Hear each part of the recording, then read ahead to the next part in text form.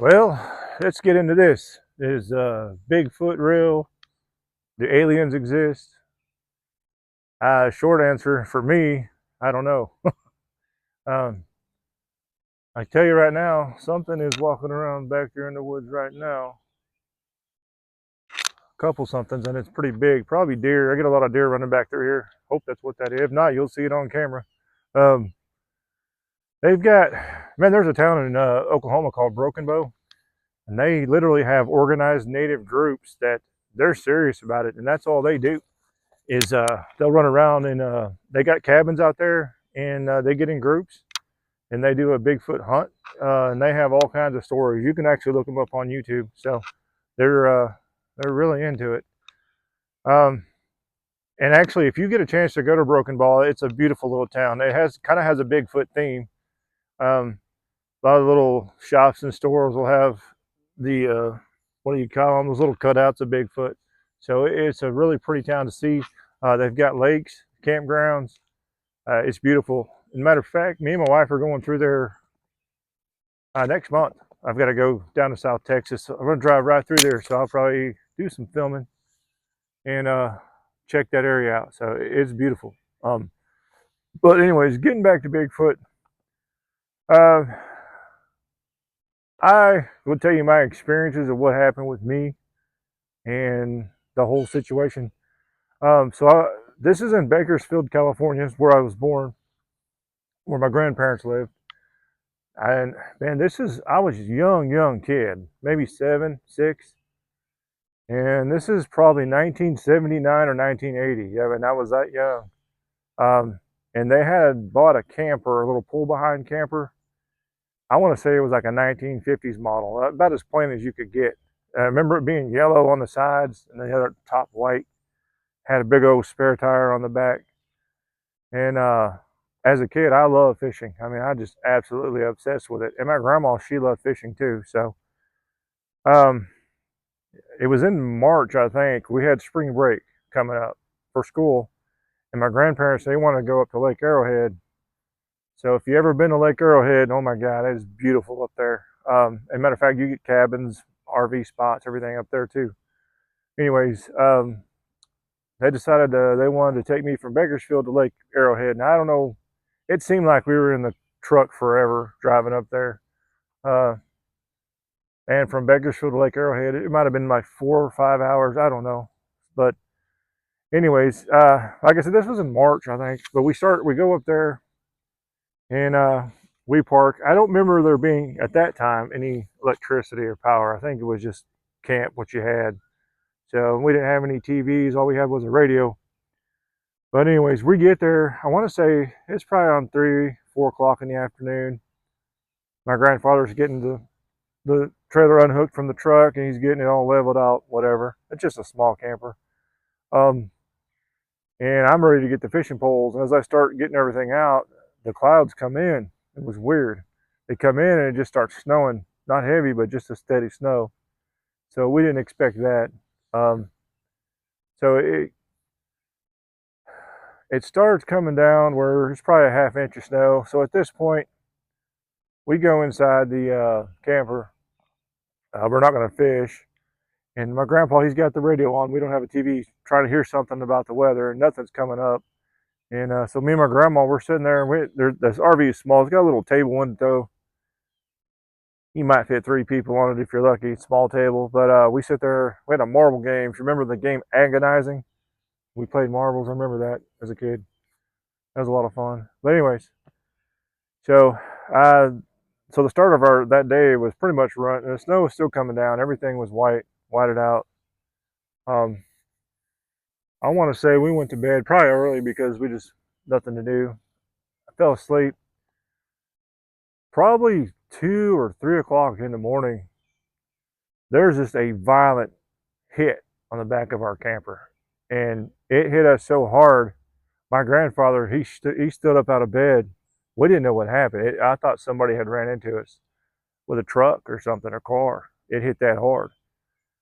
He jumps up out of bed. I'm in my pajamas, little kid pajamas, and he's got his boxers on, and he slams the door open and runs outside and looks, and I'm right behind him, and there's nothing there but footprints. And these prints are, whatever made them wasn't on all fours, it was on two legs. But what happened was, I guess it was so whited out, whatever was running ran into the back of that camper and hit hard. It put it, so you had the spare tire right next to the spare tire. There was a dent into the camper. Something hit that thing that hard. And I mean, there were footprints in the snow. That's all I could say it was. Big strides. And the other thing too was the odor. It smelled like, almost like a skunk, maybe watered down skunk in the air. Just, and my grandfather shaking his head. He goes back inside. It bothered him enough that he grabbed his shotgun and came back out there and was looking around. And we walked around a little bit. That was that. And anyways, so we finished camping, whatever. Went back home. The snow did. It was just that night, and the snow kind of melted and went away, and it was beautiful. We had fun that week. But he had a big dent in the back of his camper, and no answers at all, none. So, and like I said, whatever hit it wasn't on all fours, and it was the dent was. You get the spare tires about midway, and it was up above that a little bit. It's something. That is the weirdest thing. Uh, I never forgot about that. That impression stuck with my head. So, roll the tape back. Um, I grew up. We moved out here to. We moved to Arkansas first. My dad did. As a young kid, I think I was 15 at the time, 14 or 15. And one of the guys that went to church, he was a big deer hunter, and I'd never hunt. My dad wasn't a hunter. My dad didn't want nothing to do with it. He grew up in California. They just in the city. They didn't do that. Some people might have done, but he didn't do that.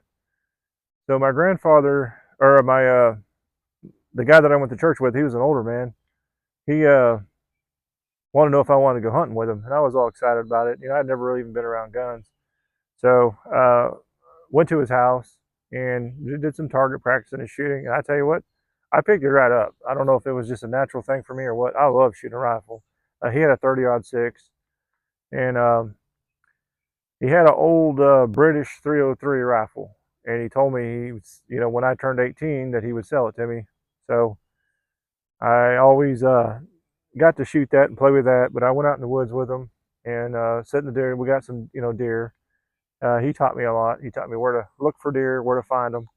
So, and for the record, generally the campers, when everybody's camping, they're down in the valley. The deer are at the top of the hill looking down at the campers.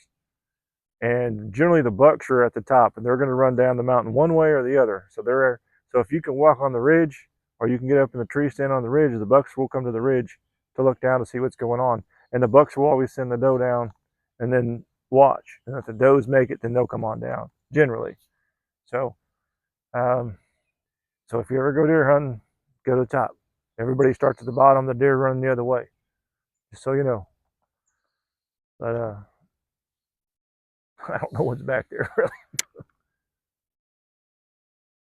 It's pretty big, whatever it is. But anyway, so roll the clock up again.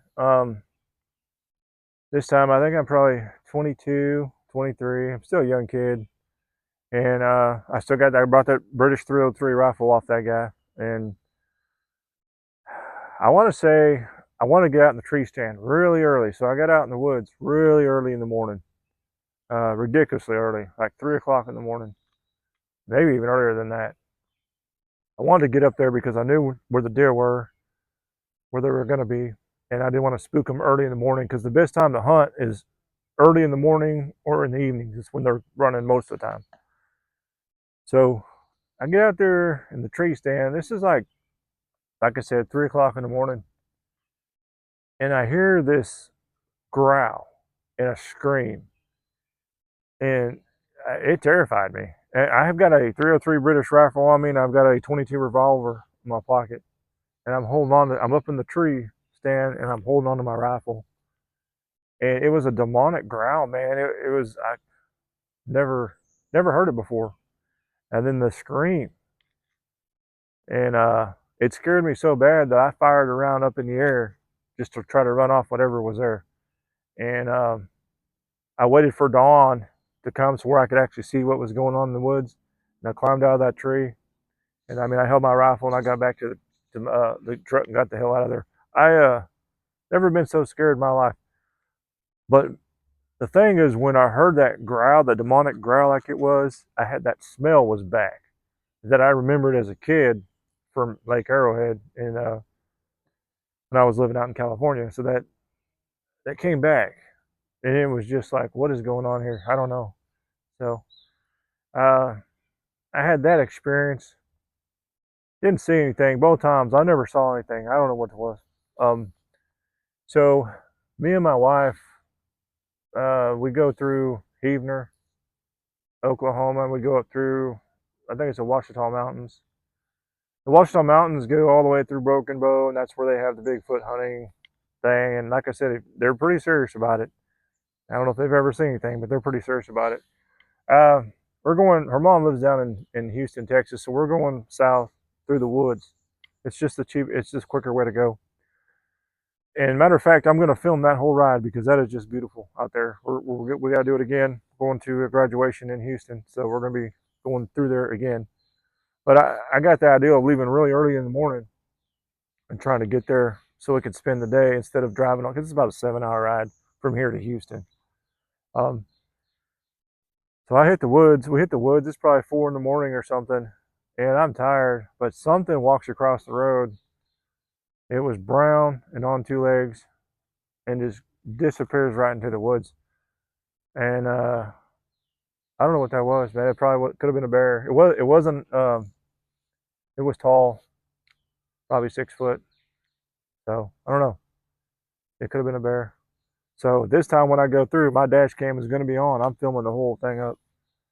I'm more of a person. I have to see one that's caught, captured, to believe that they're real. So I don't think anybody's got one. And the amount of people that are looking, I mean, what is it? I don't know.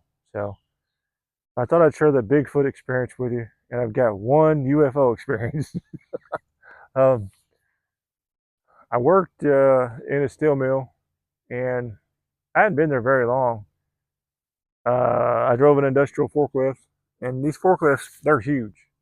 They can pick up 50,000 pounds of weight. We loaded flatbed trailers with them with steel bars, so I had to go out in the yard to pick the order up and put it on the trailer. And the yard just, man, they didn't have no lighting out there for whatever reason. The yard was just horribly black, and I mean, but you could see the stars, just beautiful. So one day I get out there. It's early in the morning. I'm working third shift, so 12-hour days, 7 to 7. So I get out there. You got to get off the forklift to go verify what you're going to pick up to make sure you pick the right stuff up, and then you're going to take it down and put it on a trailer. So I get off the forklift and I walk over there and I'm looking at the load, and I have this green glow in the area. It's like a green light, and I don't know what this is. And I look up, and right above me, way up there, I don't know, couldn't tell you how far up it was, but there's a emerald green light, and it's just sitting there, and it's just hovering, looking at me, and I'm like, what the heck is that? And then there's no clouds in the sky. This is a beautiful night, and I'm sitting there, and so I can't not stop but just stare, and I'm just looking because, you know, a helicopter, they're usually blinking, airplanes are blinking, whatever, but this thing is just sitting there glowing. I'm like, okay. I'm not a believer in green, man. Don't get me wrong, but all of a sudden, this thing is at a standstill, look, and then it just shoots across the sky and disappears. Unbelievable. I have no words for that. I didn't see any kind of like I don't know, saucer or nothing. All I saw was the light. But there's also a military base, Fort Chaffee, that was right next door. Um, and if the government's got some stuff like that, that's pretty awesome. But that thing was gone. I mean, it stopped, and you could just see it streak across the sky at an unbelievably rate of speed. I don't know. So, do I believe in little green men? No, but I do believe there is life out there. There's got to be. I mean, just the vast number of stars and planets. There's got to be something else out there. There's got to be. I mean, there just is. Now, I mean, if they ever aliens ever come around, whatever, but I don't know. So, short answer is, I'm a person that I've got to see see it, not just, little incidences that maybe can be explained by something. I don't know. But the camper one with my grandparents, I can't explain that at all. Um, and for years, my grandfather, we talked about that. When late at night, we'd be sitting there thinking, we'd just be like, man, I don't know. I just don't know. Man, if that was a bear, would have the strides wouldn't have been as far apart either. That's the thing. So, and I mean, we had a big dent on the back of the camper. It was completely whited out because of the snow. So whatever was running just didn't even know it was there. And they just smacked right down into it. So, and the camper was white to begin with the yellow sides. So I don't know. But yeah, man, when it comes to all that, it's all over the news. My wife is a big Bigfoot expedition. She watches that show. I can't, Mariah, whatever her name is. I can't remember her name offhand, but she watches that religiously. She kind of believes in Bigfoot, I think, but uh, I'm skeptical. Okay, open mind though. The alien thing, there's a lot of people. I actually never even gave that a second look until that light showed up. So that was either something the government had or something else, man. I don't know. But when that happened to me, kind of blew my mind. So anyway, thanks for watching me run my mouth and subscribe to me. And I'll talk some more about life in Oklahoma and Arkansas. So thanks for your time.